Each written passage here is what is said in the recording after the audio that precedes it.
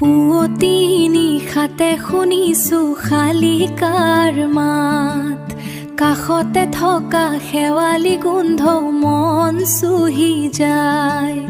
নভৱা কথা কুসুমীৰে আহি দিয়েহি বা, ঐ এছেৰেঙা পোহৰে খেদিছে এন্ধাৰ, হিয়া জোৰ পৰিছে গাঁৱৈ।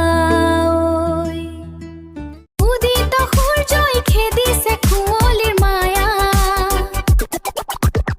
আহিছে ঐ দাৱনী হাততে কাঁচি লৈ। সোণ বৰণীয়া ধননী পথাৰত সুভাষ বিলাইছে প্ৰকৃতি যে কি মোহ।